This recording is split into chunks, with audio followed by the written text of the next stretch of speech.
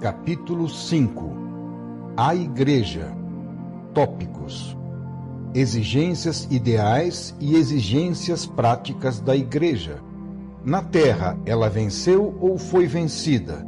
O inferno, triunfo definitivo das potências do mal e a lógica da salvação. O comunismo, perigo externo.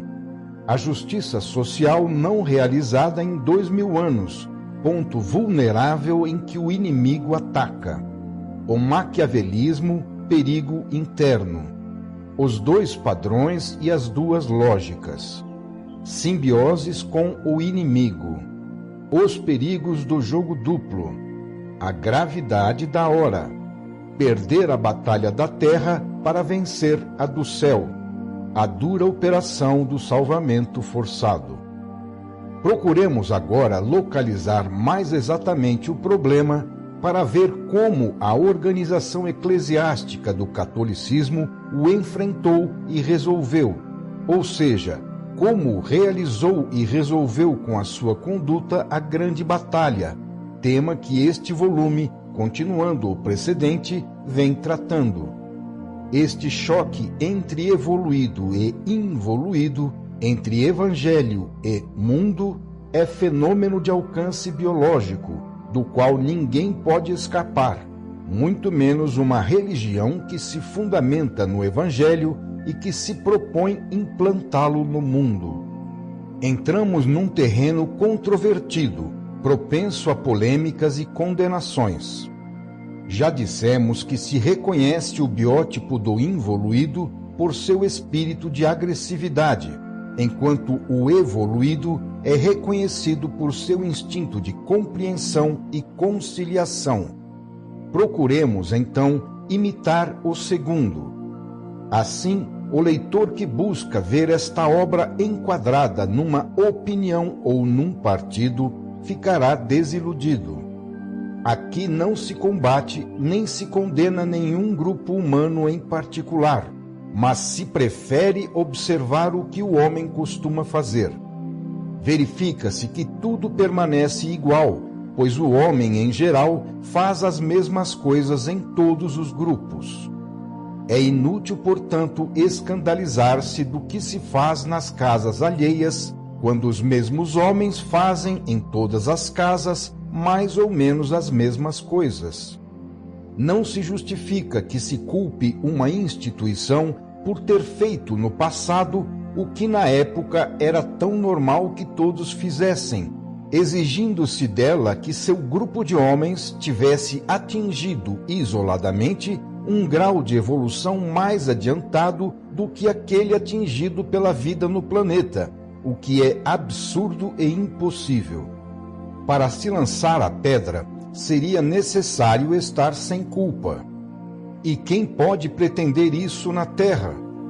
Aqui, portanto, procuramos apenas observar os problemas por todos os lados, usando a inteligência, e isto para ver e compreender, mais do que para julgar e condenar. A satisfação de saber onde está o erro ou a razão, segundo o mundo, coisa difícil e sempre controvertida no relativo, deixamos para o leitor, pois assim ele terá a alegria de descobri-lo conforme o seu gosto. É fácil criticar e todas as formas de governo são criticadas, inclusive no terreno religioso. Mas o que constitui a bondade de um governo é a bondade do homem ou dos homens que o compõem, e não a sua forma. Na Terra, contudo, faz-se muita questão da forma. De que serve, então, usar uma ou outra quando os homens continuam a fazer as mesmas coisas apenas de forma diferente? Se o chefe fosse bom e inteligente, a melhor forma de governo seria o absoluto. Mas parece que o homem, tão logo lhe seja possível, tende imediatamente a se transformar em tirano. Isto fica provado nos sistemas representativos, criados quando se sentiu a necessidade de corrigir os possíveis abusos de uma pessoa só, mediante o controle de muitos. No livro The Americans, Gordon Geoffrey diz que, abre aspas, a atitude americana para com a autoridade foi sempre a mesma. A autoridade é intrinsecamente má e perigosa, e quem ocupa posições de autoridade precisa ser submetido a um controle constante. Fecha aspas. De tal forma é a natureza humana que até mesmo no desempenho de uma função para o bem coletivo tende a se transformar em um perigo para a coletividade, do qual é necessário, pelo contrário, nos defendermos. Como pretender, num mundo assim, um comportamento de evoluídos? Como esperar que no seio de uma humanidade em que predomina um biótipo bem diferente, possa surgir uma organização de santos só porque são santos o fundador e o programa? A perfeição para o homem é um estado a ser atingido no futuro, e não uma condição já atingida no passado. Toda a massa humana está sujeita ao mesmo processo de evolução, e a maioria está agrupada próxima de um certo nível, do qual está procurando lentamente subir para outro mais alto. São imensos e penosos movimentos biológicos que comprometem todos os aspectos da vida humana em nosso planeta. Dentro dessa massa enorme, só pouquíssimos indivíduos se diferenciam como raras exceções, que não podem pesar nos movimentos da vida. Governantes e governados, juízes e julgados, senhores e servos, acusadores e acusados, todos pertencem mais ou menos ao mesmo grau de evolução, que para todos vai se deslocando com o tempo. Dessa maneira, julgando os outros, nós nos julgamos a nós mesmos, e condenando os erros e a ferocidade do passado, condenamos os nossos erros e a nossa ferocidade no passado. Em seus 2000 anos, a vida da Igreja, caminhando no mesmo passo de todas as outras instituições humanas, seguiu a evolução da vida, que é a grande estrada em que tudo caminha. A Igreja, como organismo terreno, acompanhou os tempos, aceitou o que eles ofereciam e, na prática, permaneceu no plano humano, comportando-se como se comportavam os outros no mesmo nível de evolução. Trata-se sempre do mesmo pensamento humano, que depois de atravessar a civilização grega e romana, atravessa agora a civilização cristã, enriquecendo-se cada vez mais de elementos diversos. Esse pensamento na Idade Média foi preponderantemente cristão, porém não o é mais agora.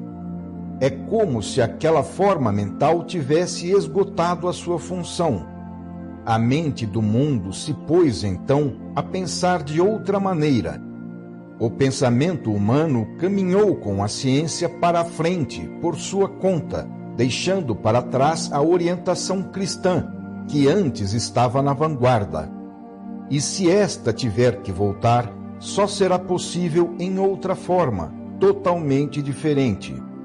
Não há dúvida que depois de séculos de positivismo científico e após os brilhantes resultados práticos atingidos, a fé, se tiver que voltar, só poderá fazê-lo com uma mentalidade diferente daquela do passado.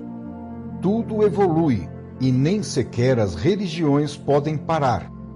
Assim, o cristianismo, emergindo do plano da força, com base na religião mosaica do Deus Rei de Exércitos egoísta e vingativo, tornou-se a religião da bondade e do amor, com base no Evangelho universal, para se tornar mais tarde a religião da inteligência e da liberdade, com base no cristianismo do futuro, em que os mistérios serão demonstrados e no qual a adesão se realizará não mais pelo medo das sanções, mas sim livremente, pois se compreenderá a vantagem de obedecer. Nestes 2000 anos, o princípio da bondade e do amor lutou para substituir o princípio da força, e o impulso da evolução procurou fazer o homem elevar-se do plano da lei mosaica ao plano mais elevado da lei do Evangelho. Essa forma religiosa foi apenas uma expressão do fenômeno da ascensão da vida. A luta entre as duas fases de evolução foi dura, e ao menos até agora não se pode dizer de maneira alguma que o Evangelho tenha vencido. Isto não é um julgamento e muito menos uma condenação, mas simplesmente uma constatação de fato. Dadas as condições do ambiente e um conjunto de fatos históricos, o Evangelho teve de permanecer, em grande parte, apenas como uma teoria. O primeiro impulso de Cristo teve de ser substituído, mediante adaptações sucessivas, por outro impulso totalmente humano, imposto pelas necessidades do contingente, pelo qual o princípio de autoridade e disciplina deteve a explosão do amor evangélico. Por isso não foi possível a emersão imediata, permanecendo todos no nível da maioria. Nas lutas entre os dois princípios opostos, a necessidade prática de julgar e condenar levou vantagem sobre a necessidade ideal, que era de compreender e perdoar. Entrando numa ordem de ideias, não se pode mais sair dela, e sua concatenação lógica nos arrastará até o fundo. Somos livres ao colocar as premissas, mas depois ficamos inexoravelmente ligados a elas. Assim, salvou-se a unidade e a integridade, mas se estabeleceu uma insanável cisão entre bons e maus, entre julgadores e julgados, entre quem condena e quem é condenado. Recaímos no método humano, que é próprio das instituições terrenas baseadas na força e que utiliza uma lei punitiva tendendo pela autoridade à imposição e coação com sanções, embora espirituais neste caso. Tal atitude se explica, sem dúvida, como já dissemos, pela natureza do ambiente terreno e da psicologia dominante em nosso mundo. Mas isto não impede que as consequências lógicas desse fato não devam ser suportadas até o âmago. Foi assim que a psicologia do plano humano, justamente aquela que o Evangelho queria refazer, aninhou-se no centro da Igreja. Foi aceita e quase que fixada na instituição a figura do malvado, reconhecendo-se o mal como uma potência rival que ameaça a potência de Deus. Assim, por instinto de conservação, o estado de integridade e pureza do preceito evangélico, que tende a se aproximar do malvado para realizar sua redenção e salvação, inverteu-se num afastamento dele, para condená-lo à sua perdição eterna no inferno. Com o sistema do juízo e do castigo, é possível à classe social dominante defender seus interesses e a sociedade afastar os elementos que a perturbam. Mas estamos sempre no plano humano da luta para a defesa da própria vida, travada entre juiz e julgado, na qual vence o mais forte. Isto não aproxima os dois termos, pelo contrário, acentua as cisões e a inimizade. O sistema do juiz que condena está nos antípodas daquele que ama para remir. Assim, o mal não é absorvido pela não resistência, pois, quanto mais se procura eliminá-lo com o esmagamento, mais ele é excitado, reforçando a reação e induzindo a rebeldia com uma resposta proporcional ao mesmo nível no plano da força. Recaímos assim no sistema do mundo, do julgamento que divide e afasta, e não do amor que aproxima e une. Ao invés de chegar à confraternização, o pecador é repelido e permanece rejeitado pelos bons, que deveriam ajudá-lo. Eis que na luta entre o Evangelho e o mundo, venceu o mundo, e o Evangelho falhou em sua finalidade. Ficamos presos dentro de uma lógica desapiedada, que não nos permite parar no meio, constrangendo-nos a percorrê-la até o fim. E a conclusão é que com o inferno e o paraíso, bons e maus se separam definitivamente para sempre. Assim, em vez da união, triunfa a cisão, que recebe sua eterna confirmação. Desta forma, Deus coloca a assinatura na sua falência. O poder do mal permanece de pé para demonstrá-lo.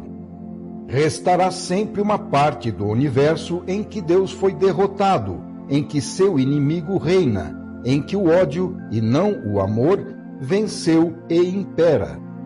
O inferno eterno representa a vitória dos métodos do mundo, baseados na punição, sobre os métodos do céu, baseados no amor. A necessidade de admitir um castigo eterno que detém a evolução e exclui definitivamente a salvação, supremo fim do Evangelho.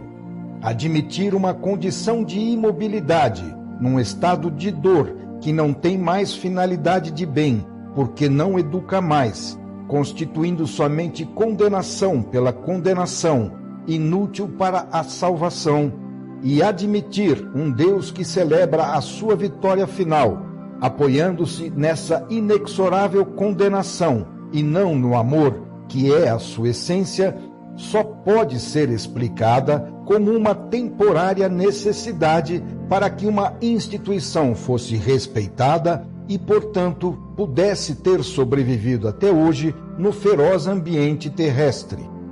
Mas, se isto for admitido como verdade definitiva, então significa que na Igreja deve vencer a lei do mundo e não a do Evangelho. No inferno, o amor morreu e foi sepultado para sempre. Isto constitui a derrota do Evangelho e a falência do plano divino. Quanto mais gente entra no inferno, tanto mais a Igreja falha na sua finalidade, que é a salvação. Com tal sistema, essa instituição poderá ter vencido sua batalha terrena, sobrevivendo até hoje, mas perdeu sua batalha no céu, com as consequências inevitáveis. Isto porque, para resistir na terra, aceitou os princípios do mundo e se pôs a lutar com os métodos deste, descendo até o nível dele. Acabou assim, achando-se desprovida daquelas armas do espírito que estudamos nos capítulos precedentes. E que vitória final pode esperar uma igreja que, reduzindo-se a contar com as normas humanas, não se apoia sobretudo no espírito, que é a sua alma? Existe uma única solução que oferece possibilidade de salvação. Uma solução que deveria ser escolhida por obra de inteligência ou aceita espontaneamente das mãos da história antes que esta seja constrangida a impô-la. Trata-se de fazer marcha a ré, repudiando os métodos do mundo e seguindo plenamente os do Evangelho. Se a lógica dos métodos do mundo leva à perdição, só a lógica dos métodos do Evangelho pode levar à salvação.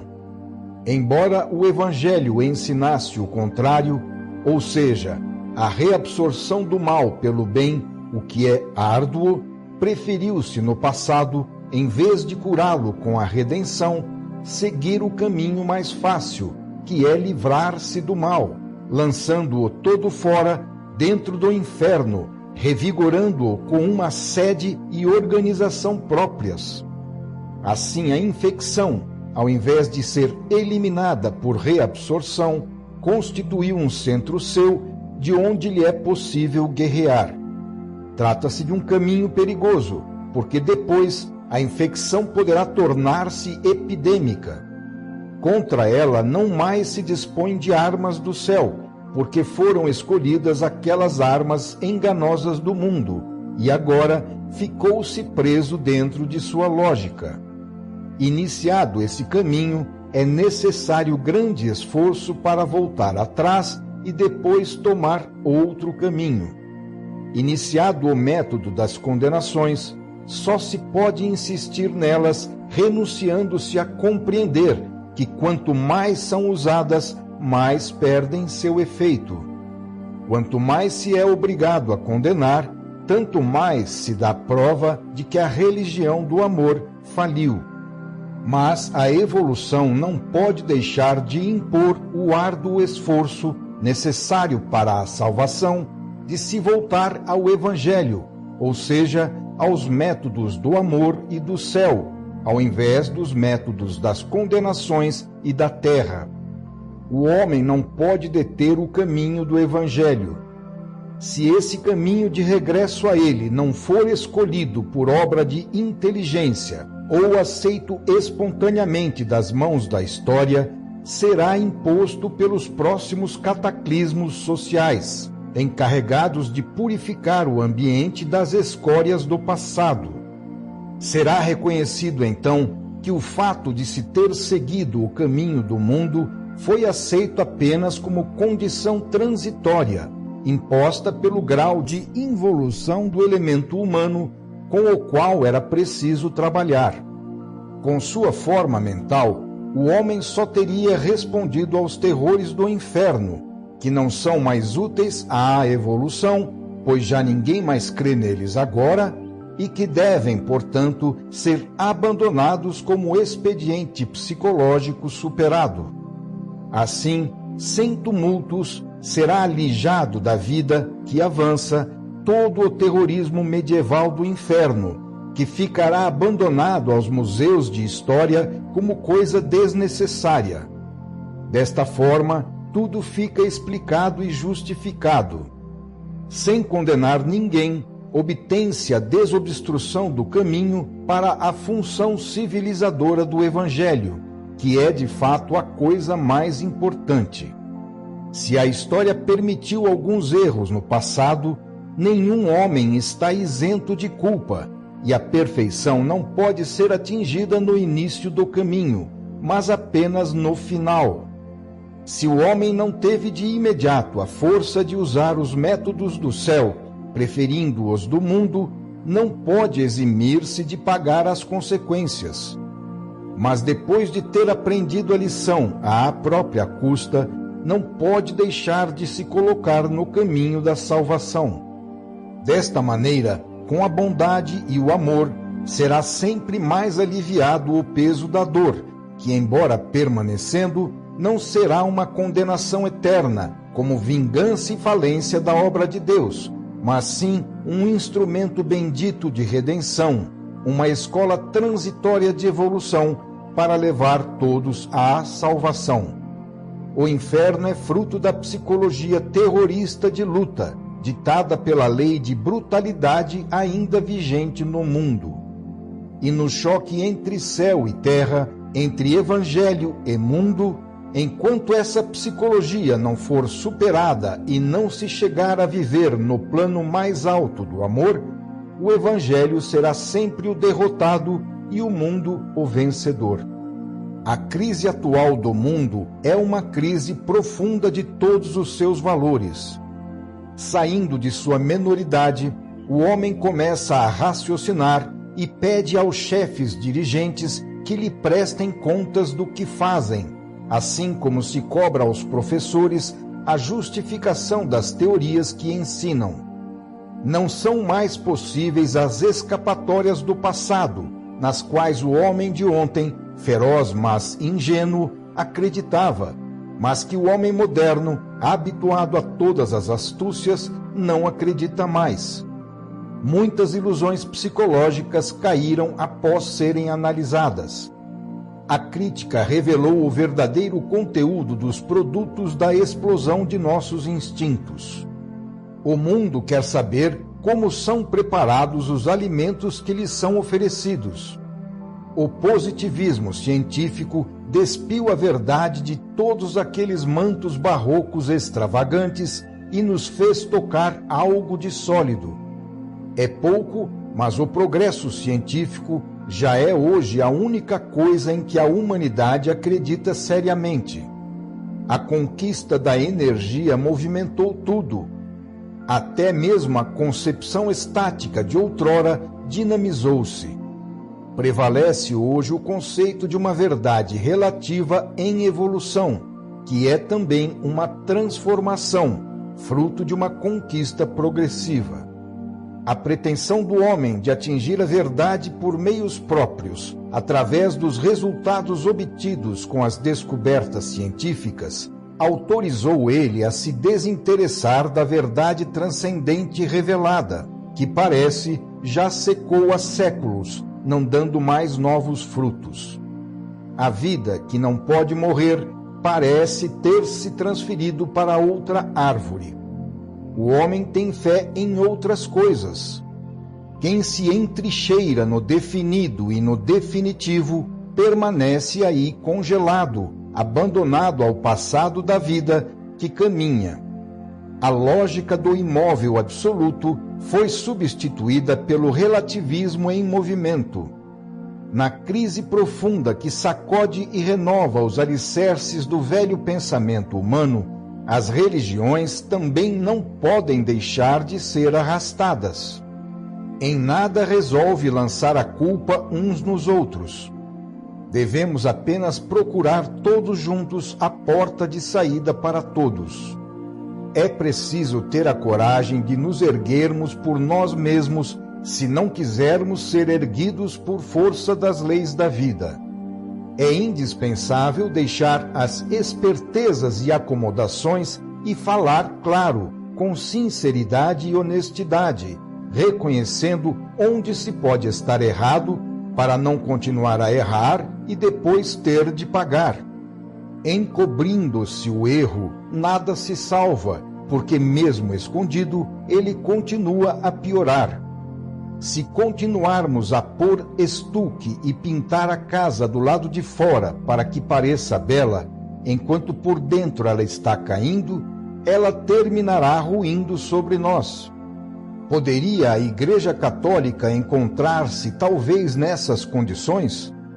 Observemos o que está acontecendo, não para condenar, mas para achar um caminho de salvação. Dois grandes inimigos ameaçam hoje a Igreja. Primeiro, do lado de fora, o comunismo, que avança agressivo e contra o qual ela está em posição de defesa. Segundo, do lado de dentro, um secular maquiavelismo que constitui a sua fraqueza e representa aquela derrota do Evangelho e vitória do mundo, da qual falamos antes. Deste modo, estão agora amadurecendo as consequências. Observemos os dois pontos, começando pelo primeiro. Quando a inteligência da história permite que as forças do mal tomem um desenvolvimento excepcionalmente agressivo, isto significa que a evolução, para poder avançar, precisa do trabalho de destruição que elas realizam, a fim de limpar o terreno de todas as construções velhas e erradas. Essas forças, especializadas nesse trabalho a serviço do bem, demonstram-se bem hábeis em descobrir o ponto fraco, pelo qual é mais atraído seu instinto de destruição, assim como os micróbios das doenças agridem de preferência no ponto mais fraco os organismos macilentos. Seria preciso não ser fraco e, assim, não oferecer ao inimigo pontos vulneráveis. Estes pontos representam o nosso débito, pelo qual temos de pagar e do qual as forças destrutivas se encarregam de nos cobrar. Ora, o comunismo descobriu qual é o calcanhar de Aquiles da Igreja ao verificar que ela, colocando-se no nível do mundo, pactuou com ele, deixando escapar de suas mãos o poder das armas espirituais. Mesmo sem compreendê-la, essa fraqueza é sentida por parte dos agressores e eles querem se aproveitar. Não era o programa do Evangelho a justiça social? E o que se fez em 2000 anos para consegui-la?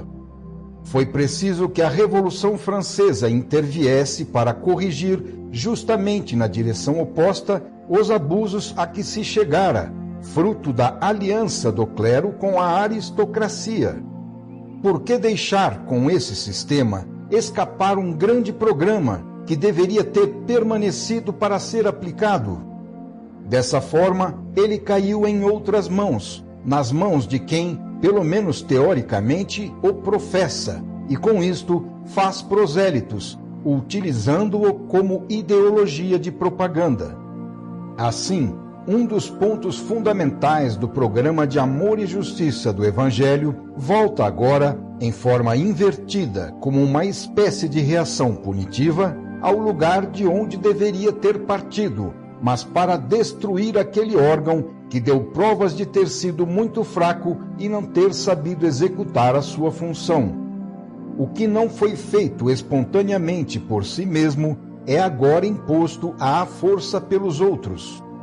Se a Igreja não tivesse pactuado com o mundo e não tivesse aceitado o seu poder terreno, hoje o comunismo nada teria para falar nem para atacar, porque a justiça social já teria sido realizada. Aceitar as ofertas do mundo e possuir o seu poder pode parecer uma vantagem, mas quem assim procede envolve-se com o sistema correspondente, do qual mais tarde precisará fatalmente suportar a lógica e as consequências até o fundo, como já vimos. E é isto justamente que está acontecendo hoje. Descobrir os defeitos do inimigo para acusá-lo e lançar sobre ele as culpas que ele tem, não nos liberta das nossas culpas nem da necessidade de pagá-las, pois cada um assume a própria responsabilidade. Será que um católico, ao se defender do comunismo, jamais pensou no que tenha feito a Igreja em 2000 anos para impedir que ele nascesse? E em vez de reclamar e condenar, não pensa que para vencer o comunismo, o verdadeiro modo de combatê-lo seria já ter realizado o seu programa ou, pelo menos, arrancá-lo das mãos comunistas para realizá-lo em seguida? Para vencer um inimigo na parte errada, é preciso não ser vulnerável na parte em que ele tem razão, a fim de não oferecer o flanco às suas acusações. Para repreender as culpas dos outros, é preciso não as possuir no mesmo terreno. Para poder pregar um dever, seria preciso primeiro cumpri-lo. Como se pode lançar a pedra quando não se está sem pecado? Poderia-se ter o direito de condenar, desde que já se tivesse feito alguma coisa para realizar a justiça social. Condenam-se os métodos de violência, que constituem a culpa da parte oposta, enquanto se poderia responder que a história, para atingir um estado de mais justa distribuição econômica, teve de confiá-lo aos piores elementos para que executassem com a força aquele mesmo programa, que era destinado aos melhores elementos e que deveria ter sido executado com a bondade por força do amor. Assim, ambas as partes lutam no mesmo plano humano, como seres do mesmo tipo e plano biológico, cada um acusando e condenando as culpas do outro, em vez de procurar libertar-se das próprias. O método é igual: procurar mostrar os erros alheios e esconder os próprios. Mas qual a verdadeira razão para a Igreja combater tão energicamente o comunismo? Será porque o comunismo, conforme se diz, é irreligioso e ateu, insincero e violento, ou porque ele é anticapitalista? Por outro lado, se o comunismo assalta a Igreja, ele faz isso porque ela é espiritual, crente, idealista e pacífica, ou porque, com o pretexto da justiça social e do anticapitalismo, quer se apossar de seus capitais? No caso do choque entre comunismo e democracia, parece e até mesmo se afirma que se trata de um choque de ideologias. Mas, como nos achamos diante do mesmo tipo humano, é muito mais verossímil que a verdadeira motivação de todos seja o interesse, a avidez, o espírito de domínio, o desejo de poder. Não agem todos da mesma forma? Cada um não se coloca naturalmente do lado do ideal e da justiça para condenar em seu nome todos os outros? O mesmo tipo de homem não faz em todos os lugares, com os mesmos métodos, o mesmo jogo?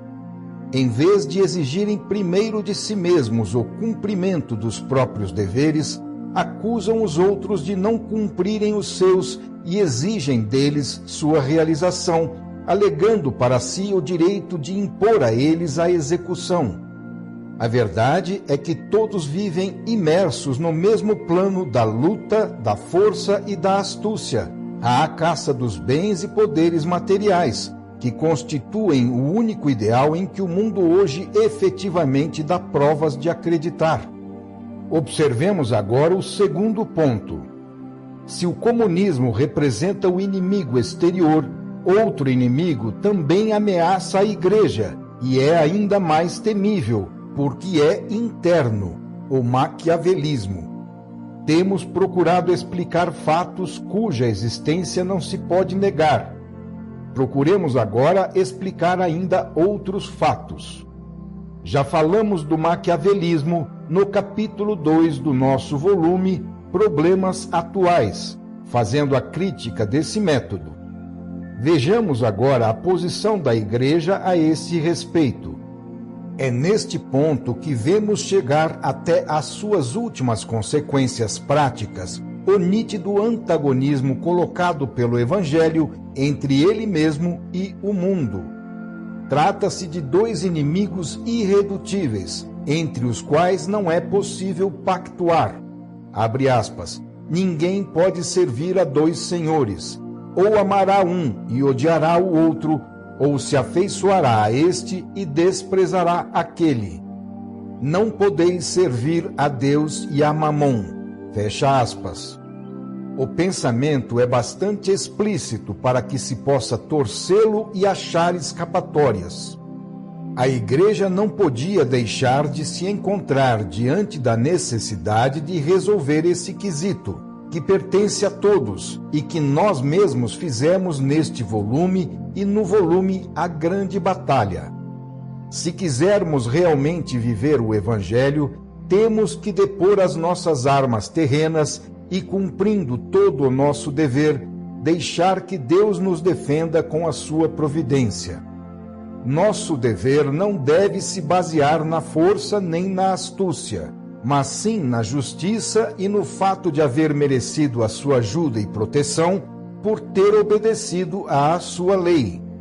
O mundo admite apenas os próprios meios, únicos nos quais acredita. Maquiavel leva até as últimas e mais sutis consequências esse método. O cristão que segue o Evangelho deveria colocar-se nos antípodas e seguir o método oposto. Abre aspas. Procurai, sobretudo, o reino de Deus e sua justiça, e todo o resto vos será dado por acréscimo. Fecha aspas. A conclusão a que não se pode fugir é que a Igreja e o cristão, se quiserem ser coerentes, observando os princípios fundamentais de seu código, devem ser irredutivelmente antimaquiavélicos, afastando de si, como diabólico, um método de vida que representa a quintessência destilada da patifaria do mundo. Se perguntarmos a qualquer cristão que professe o Evangelho qual das opções é a mais segura, ter merecimento da parte de Deus ou ter dinheiro no banco e possuir bens, poderemos estar certos de que, mesmo protestando o contrário nas palavras, dará provas nos fatos de que sua fé e confiança são todas baseadas nos bens e não nos méritos. Se o mundo fosse sincero, deveria dizer: este é o meu método e por isso o sigo. Então a separação seria nítida e visível. Mas o maquiavelismo louva com palavras o sistema evangélico para seguir nos fatos, sem declará-lo, o sistema do mundo. E é assim que, com o maquiavelismo, o método do mundo consegue, sob falsas aparências, escorregar dentro do campo oposto, que pouco a pouco, por pequenas e gradativas concessões, engodando-se pelas vantagens imediatas e justificando-as pela sua finalidade de bem, acaba adotando, quase sem percebê-lo, o método do inimigo. Foi dessa forma que o maquiavelismo pôde entrar na Igreja. Ela não tardou a compreender que maquiavelismo e cristianismo eram inconciliáveis e teve de condená-lo depois, proclamando-se antimaquiavélica, talvez até mesmo por uma necessidade de purificação imposta pela Reforma Protestante.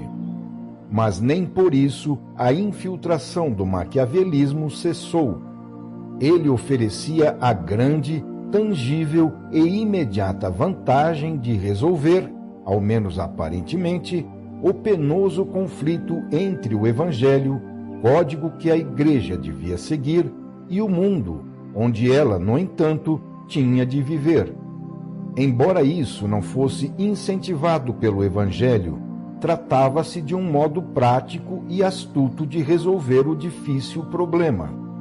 Por meio de um compromisso, chegava-se à paz que permitia uma convivência tranquila. Escolhia-se o caminho do menor esforço, já que era mais difícil resolver o caso com a vitória de um dos inimigos. Fazer o mundo vencer abertamente seria colocar-se em contradição flagrante com os próprios princípios. Fazer vencer o espírito requeria um esforço impossível e inatingíveis qualidades de santos. Assim, ao contrário, cada um dos dois inimigos cedia um pequeno espaço ao outro, permitindo viver neste mundo e ao lado do Evangelho duas necessidades imprescindíveis. Desta forma, era até possível acreditar que se havia domesticado um pouco o mundo para a glória de Deus. Diante dessas concessões, a consciência sentia-se justificada pela finalidade do bem que parecia poder ser obtido assim. E desse modo, a infiltração continua, escudada na teoria do fim que justifica os meios. Chegamos assim ao seguinte impasse. Para atingir os supremos objetivos do espírito, a Igreja usa os métodos do mundo e assim, detendo bens e posses, torna-se Estado e potência política, econômica e bélica, chegando a fazer guerras, a abençoar armas, a instituir tribunais, a construir para si um direito canônico próprio e a executar legítimas condenações à morte, até mesmo na fogueira. É lícito, então, perguntar por onde se perdeu o Evangelho. Estaremos diante de uma contradição necessária que trará bons frutos? Teremos sabido achar na acomodação uma nova virtude mais sutil que o céu possa aprovar? Ou se trata verdadeiramente de uma traição ao Evangelho, enganado e emborcado pelo inimigo, que com a mais diabólica das astúcias sentou-se na Igreja para comandar como Senhor? Essa acomodação, que permite a convivência, não será uma derrota ao invés de uma vitória? Não terá acontecido uma espécie de simbiose, como aquela à qual se reduz um organismo quando se adapta a suportar a vida de micróbios que são fortes demais para ele conseguir expulsá-los e que se fixam assim dentro dele, gerando a doença crônica? Não terá o maquiavelismo se tornado a secular doença crônica da Igreja? Começando esse caminho, é fácil escorregar até o fundo. E fundo significa que, no fim, o micróbio mata o doente, ou seja, que o mundo vence o Evangelho. Perigo mortal, portanto. Talvez os primeiros que se encaminharam nessa direção não tivessem compreendido aonde se poderia chegar. Mas repetimos, quando se entra na lógica de um sistema, fica-se preso a ele até o fundo. Sem dúvida, não se poderia pretender que os homens formadores da Igreja nos séculos passados fossem tão clarividentes a ponto de prever consequências tão distantes, ou que fossem santos capazes do heroísmo necessário para viver o Evangelho. Mas o fato permanece e as consequências são inevitáveis.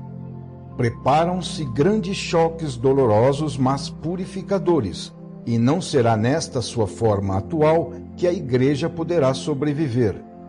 O problema atual não é buscar culpados para condenar, mas salvar o que pode ser salvo. Se no fim conseguirem fazer marcha a ré, regressando ao Evangelho, então se tratará apenas de um parênteses de adaptação, talvez necessário ao longo do caminho ascensional do Evangelho, e a enfermidade será curada. Com o princípio de que o fim justifica os meios, pode-se chegar ao uso da violência para estabelecer a paz, da astúcia para defender a verdade, dos expedientes humanos para fazer descer à terra o divino. Podemos, assim, medir todas as gradações do progressivo emborcamento do Evangelho nos métodos do mundo.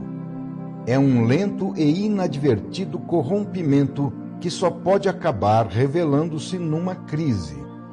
A contaminação é sutil. O mal permanece sempre escondido como indevassável vírus no fundo dos tecidos orgânicos. Não se sabe até que ponto se cedeu e até que ponto se resistiu. Não se sabe o que está doente e o que está saudável. Não se sabe se somos maquiavélicos ou anti-maquiavélicos, tanto mais que uma das normas do maquiavelismo é não parecer seguidor dessa escola, declarando-se anti-maquiavélico. Assim, passa-se da tolerância à acomodação, depois à astúcia, a seguir à mentira, e uma vez aceito o método de lançar as redes, nelas mesmas se fica preso.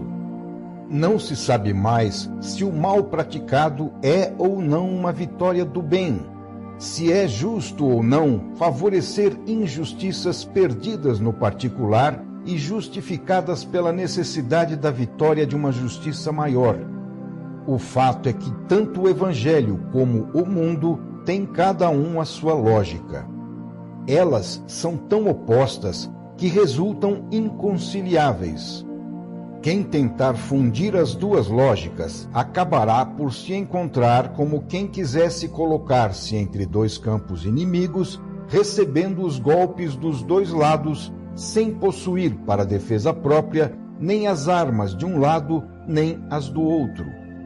O Evangelho explicou bem claramente que não se pode servir a dois senhores. Isto quer dizer que é preciso se decidir na escolha entre as duas lógicas, rumando para um determinado caminho para segui-lo até o fim. Parar no meio do caminho, procurar a solução nas escapatórias por atalhos e estradas laterais, engolfar-se na via das sutilezas e das discriminações, abandonando a estrada reta, acaba nos lançando num caos em que há a força de querer distinguir sutilmente entre honesto e desonesto. Uma só coisa se sabe com segurança, que não se é de maneira nenhuma honesto. Chega-se então a uma moral em que há a força de destilações filosóficas, pode-se ir aonde se quiser, e a lógica férrea de um sistema se reduz a uma simples opinião, sobre a qual sempre se pode discutir. Eis que o mutável e o relativo do mundo assumem a supremacia sobre aquela proclamada verdade absoluta revelada. Os caminhos do mundo são traidores e nos engodam, oferecendo vantagens imediatas que depois nos fazem pagar, pois nos levam por uma estrada escorregadia e cheia de armadilhas. Assim, consegue-se mentir acreditando que não se mente. Consegue-se imaginar que se está fazendo o bem enquanto se faz o mal. Mas o veneno sutil e doce não pode deixar de produzir os seus efeitos. No fim, nós mesmos ficamos divididos entre um antimaquiavelismo professado e um maquiavelismo praticado, assumindo uma posição ambígua na qual não mais sabemos o que somos, e para poder usufruir das armas dos dois sistemas opostos, acabamos, como dissemos há pouco, não tendo à nossa disposição nem as armas de um, nem as do outro.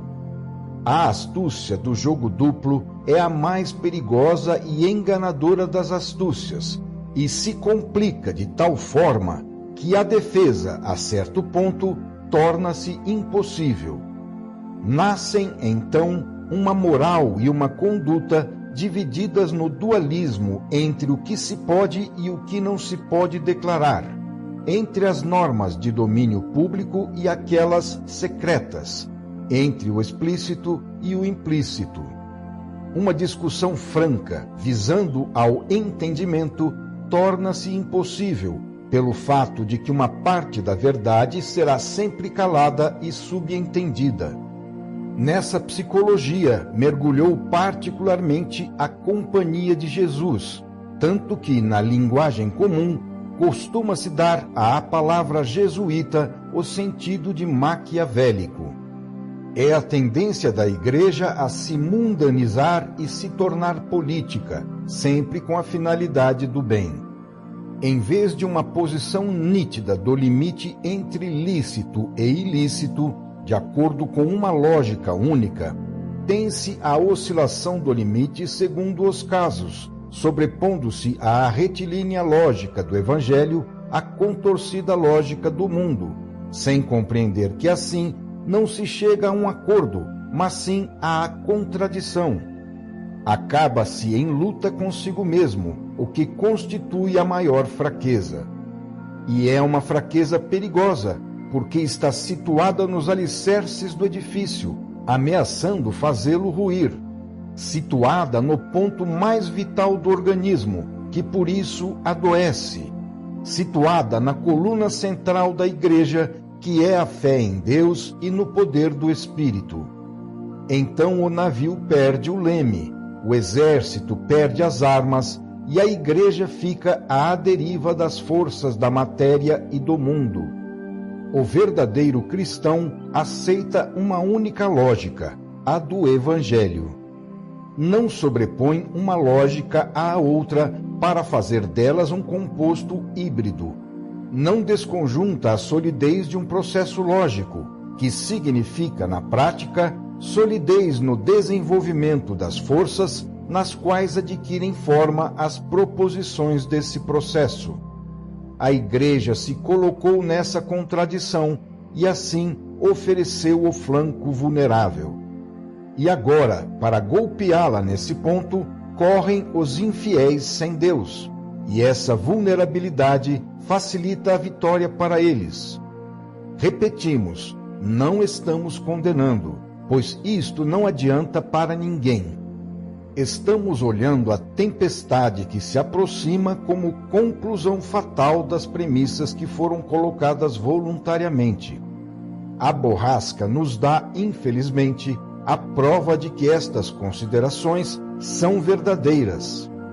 O que fará a Igreja diante do comunismo? Irá Deus salvá-la? E de que forma? O que ficará dela após o cataclismo? Esses problemas estão nas mãos de Deus. Como poderá uma Igreja que já se colocou no terreno econômico-político de todos deixar de usar as armas deste plano humano e de insistir nelas cada vez mais, quanto mais forte for o ataque? Mas o seu maior perigo são justamente elas, que a impedem de se salvar. E como pretender que uma avalanche que está rolando desde séculos possa deter-se repentinamente para fazer marcha à ré? Tudo isso poderá ser justificado como uma necessidade de legítima defesa. Ao maquiavelismo jamais faltam razões para legitimar suas obras. Assim o mundo, com seus métodos, irá se assenhorando sempre mais da fortaleza do espírito até chegar à meta cobiçada, que é desmantelá-la por meio do inimigo interno, justamente quando o externo, o comunismo, estiver lançando o ataque. O momento é gravíssimo, porque a Igreja tem de lutar contra dois inimigos, o interno e o externo. O primeiro é produzido pelo fato de que ela, há séculos, funciona maquiavelicamente e agora, como consequência, pôs-se a lutar contra o segundo, o comunismo, no mesmo plano humano dele. Isto significa não permanecer no plano espiritual, acima dos combates, mas ficar, como coisa humana, mergulhada dentro da luta humana. Então, para se defender e não ficar inferior em armas, surge a necessidade de aceitar e usar, sem outros escrúpulos, todas as armas do mundo, já que agora é difícil demais voltar atrás. Mas, se é justamente esse o caminho que leva à derrota, como impedi-la? Se é muito difícil, de um só golpe, renovar um hábito para achar a lógica da fé pura e absoluta, sem os compromissos do maquiavelismo, e se o organismo do enfermo não pode suportar o remédio, como se poderá curá-lo? No entanto, as duas lógicas antitéticas continuam a se corroerem mutuamente. A lógica da fé quer eliminar a do mundo, e a do mundo deseja destruir a da fé. Só no primeiro caso, mesmo à custa de perseguições, espoliações e destruição de toda a superestrutura terrena, é que a Igreja poderá vencer da única maneira possível, fortalecendo-se pelo poder espiritual, aquele que lhe compete, para reentrar num terreno que é seu e no qual ninguém pode vencê-la. Assim, a Igreja poderá perder a batalha na terra, mas a vencerá no céu, o que reforçará sua missão na terra. Mas, se para vencer a batalha na terra chegar a perdê-la no céu, a Igreja a perderá em ambas as frentes, porque numa terá traído a sua missão, e na outra será liquidada, como é de justiça se fazer com os fracos e vencidos no plano humano. Esta é a força lógica das coisas, e não há poder humano que permita sair disso. Portanto, existe um único método com o qual a Igreja pode combater e vencer a atual batalha, e já vimos qual é ele.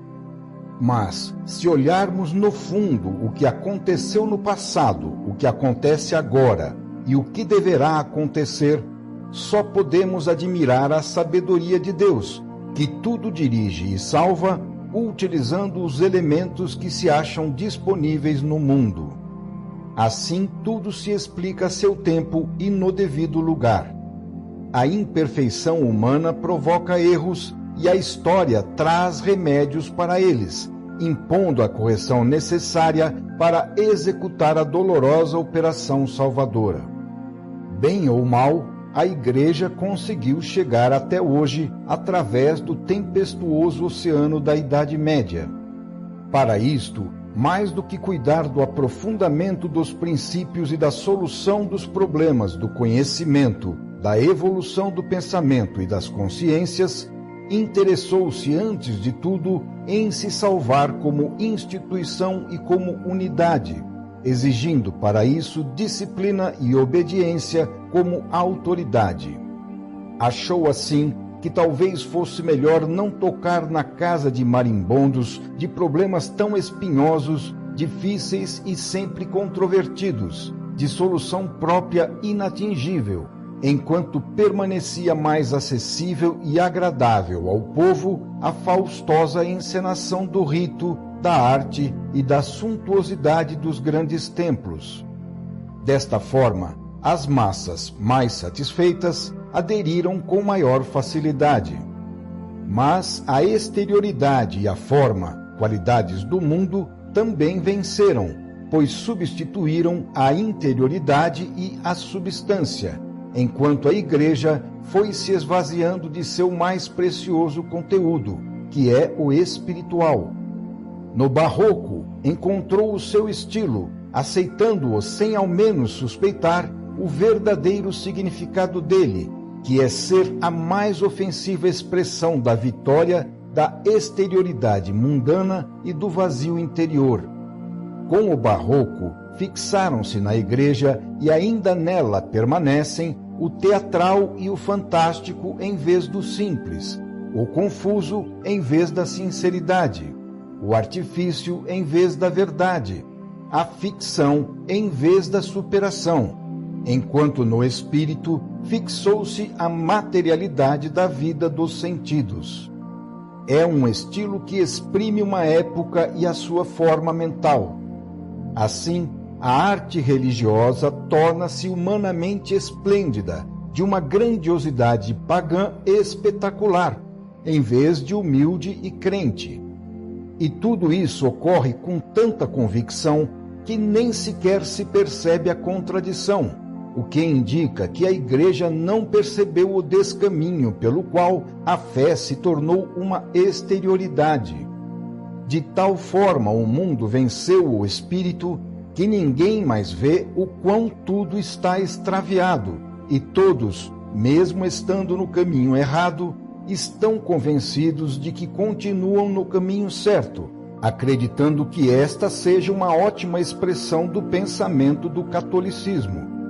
Dessa maneira, a psicologia do mundo e do paganismo entra e fica nas igrejas, funde-se com a religião e adormece o espírito, envolvendo-o na magnificência de seus planejamentos. E assim, a Igreja foi navegando pelo mar do tempo. Sacudida pelo assalto da Reforma, organizou a Contra-Reforma, levada por um só instinto: sobreviver de qualquer modo. O trabalho mais urgente e a maior preocupação foram para salvar a instituição mais do que a fé, que se tornou instrumento para salvar a instituição. Ocorreu então que o meio terreno tornou-se meta e a meta celeste tornou-se meio. Dessa inversão derivou um fato grave. A Igreja teve de assumir e ainda mantém hoje uma posição negativa, de defesa, colocando-se assim numa posição de grande desvantagem, pois é fato inegável que a posição positiva pertence hoje ao inimigo, que passou ao ataque.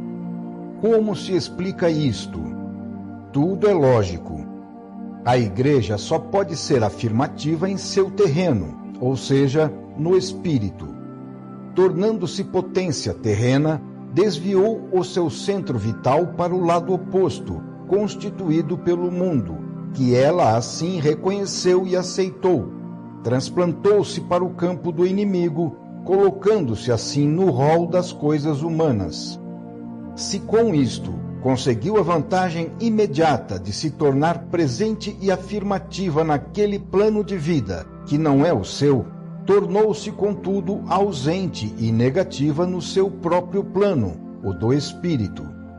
Enquanto a Igreja julgava conquistar novos poderes, este fato a privava de sua força maior, porque a reduziu ao nível das instituições terrenas, que desta maneira podem tratá-la de igual para igual como potência do mundo, nada mais. Pode ter parecido vantajosa a astúcia de querer se colocar também nesse outro terreno, o do mundo, mas no fim, tudo se reduziu a uma traição, e desse lado não se podia esperar outra coisa, como bem avisa o Evangelho. Essa posição negativa acarreta o esvaziamento espiritual da Igreja, o que significa perder os seus maiores poderes, e assim achar-se em posição de fraqueza e vulnerabilidade justamente na luta em que procurava vencer. A troca foi de fato muito desvantajosa, pois a reduziu de um organismo espiritual superior a uma instituição humana, para assumir uma posição terrena que, não sendo a sua, é portanto de inferioridade, enquanto a posição da Igreja, como espiritual, deveria ser de superioridade diante de qualquer organização humana. Ao sair do próprio terreno e se transportar para o do mundo, aceitando as armas do inimigo, a Igreja se iludiu, acreditando poder se afirmar melhor com isto.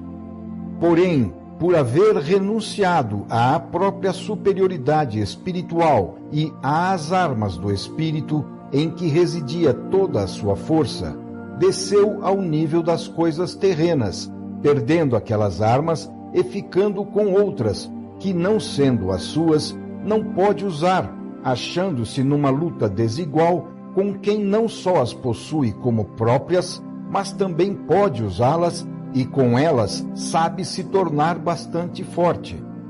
Assim, podemos explicar tudo, entendendo como a Igreja se tenha enfraquecido tanto hoje, pelo menos como potência espiritual, assim como porque, diante do inimigo que se movimenta para o ataque, ela se acha numa posição negativa, em atitude de defesa, que pode a qualquer momento, como num exército que não esteja bem armado, transformar-se numa fuga.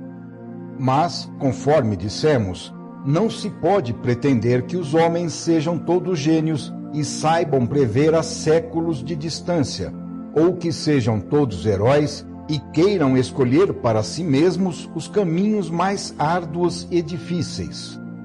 Mas ficaria o progresso então detido com isso, concedendo-se à incipiência humana um tal poder que paralisasse a evolução da vida? Como resolver o problema neste caso? Quando a imperfeição humana chega a comprometer o fatal desenvolvimento dos planos da história, entra em jogo a inteligência dela, que, com acontecimentos apropriados, constrange a passar pela estrada estreita e espinhosa, aquela que o comodismo nos fez antes evitar, mas que é necessário percorrer para chegar à salvação. Então Deus abre as portas do inferno, permitindo que todos os diabos desencadeados saiam para agredir quem errou, ou seja, deixa livres para explodirem as forças do mal, que se tornam um instrumento da justiça divina, a fim de que se realize a operação cirúrgica de limpeza e cura. O mal funciona a serviço do bem. A dor e a destruição chegam para nos recolocar na posição devida, fazendo triunfar o espírito. Assim, aqueles diabos desencadeados e cegos trabalham intensamente para que Cristo triunfe. A salvação, que poderia ter sido feita por obra de inteligência e boa vontade, mas não foi feita, agora se faz pela força. Trata-se apenas de um caminho mais doloroso e mais longo, mas o objetivo é alcançado do mesmo modo. Ninguém pode deter a história e o progresso. Apesar de todas as coisas que o homem possa fazer, tudo continua a funcionar exatamente na perfeição de Deus. Final do capítulo 5.